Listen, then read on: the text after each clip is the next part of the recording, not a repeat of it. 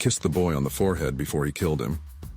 That single detail, logged in a police file in Cape Town in the 1990s, is the reason the man they eventually arrested didn't fit any profile the investigators expected. Serial killers who target children are supposed to be monsters you can spot.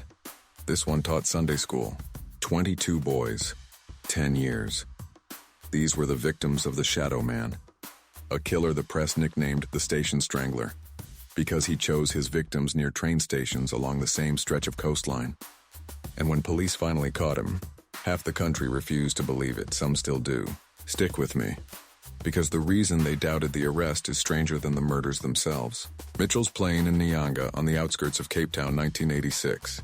The streets were filled with kids, working-class communities, kids who walked to school alone because everyone did back then.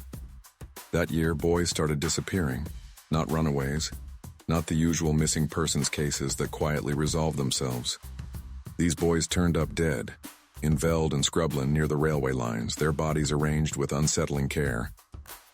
These boys turned up dead, in Veld and Scrubland near the railway lines, their bodies arranged with unsettling care. Police initially treated the deaths as unconnected. Different boroughs, different officers, no shared database. Files were scattered everywhere. It took years, and a body count nobody wants to say out loud, before someone in Cape Town's police service finally laid the case files side by side and said, "This is one man." By then he'd already killed more than a dozen times. Here's what made this killer different and why I need you to understand it before we go further. He never touched the girls. He never robbed his victims. He didn't flee the province or change his method to throw off police. For a decade he stayed close, kept killing the same way, and somehow remained invisible. Profilers eventually built a picture. Educated, calm, likely known to the community, possibly working in a role that put him near children without suspicion. That last detail would turn out to be the most important clue in the entire case, because the man they'd eventually charge wasn't hiding in the shadows. He was standing in a classroom. His name was Norman Afzal Simons, a primary school teacher. Well-liked by most accounts, soft-spoken, well-groomed, the kind of man parents thanked for taking extra time with struggling students. In 1994, police arrested him, but not for the murders that had haunted the Cape Flats for 8 years. They arrested him for a single killing, the death of a 10-year-old boy named Elroy Van Rooyen, found near a railway line with the same signature as the others. One murder, not 22, and that gap, between what everyone believed and what prosecutors could actually prove, is where this case gets genuinely disturbing. Because here's the problem. Pattern is not proof. Police were confident Simons was the Station Strangler. The press had already convicted him in print. But confidence isn't evidence, and in a courtroom, similarity of method doesn't automatically mean the same hands did it. Prosecutors had forensic and circumstantial links to Elroy Van Rooyen's murder.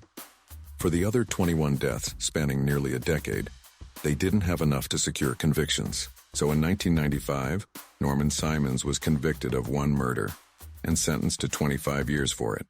The other 21 cases were never resolved in court, not one. Now sit with that for a second, because this is where the story splits into two very different endings.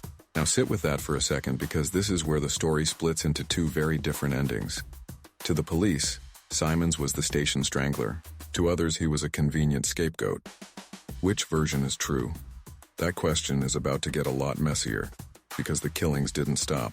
In the years after Simons went to prison, more boys were found murdered along the same railway corridors, with disturbing similarities to the earlier cases. Some still fear the corridor. The tracks remain a dark memory for many families. The sandy veld hides many secrets. If Simons really was the sole Station Strangler, how were bodies still appearing with his signature while he sat behind bars? Two theories emerged.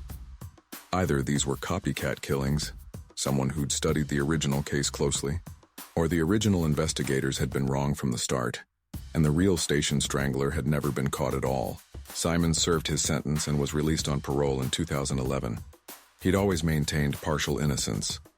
He admitted responsibility in connection with Elroy Van Rooyen's death, but continued to deny being responsible for the broader string of murders. Parole boards and journalists have revisited his case repeatedly since. Some walked away convinced the system got exactly the right man.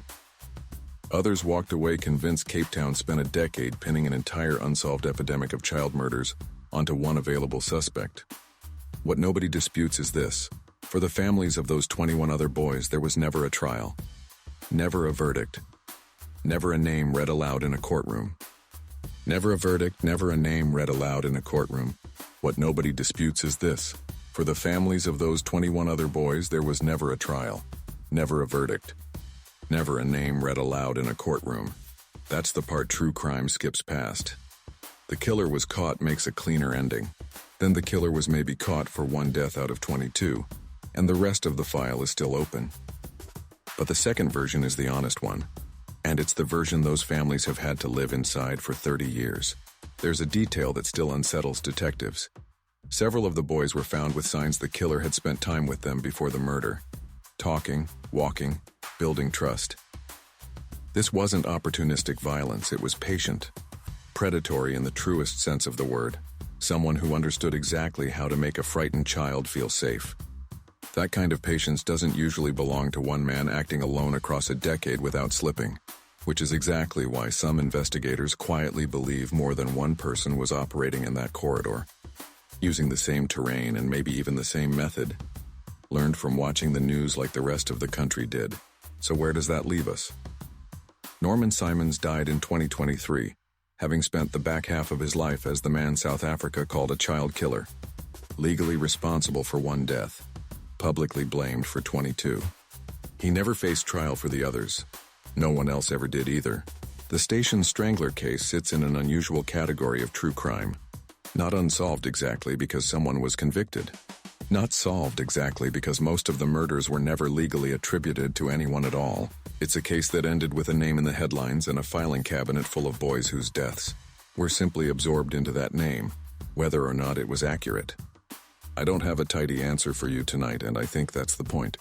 Some cases resolve. This one just stopped being investigated as hard once the public had someone to blame. If there's a thread that connects the true crime cases I keep coming back to on this channel, it's this one. The difference between a case being closed and a case being solved. They are not the same thing, and mistaking one for the other is how the wrong story survives for 30 years. Subscribe if you want these before anyone else does.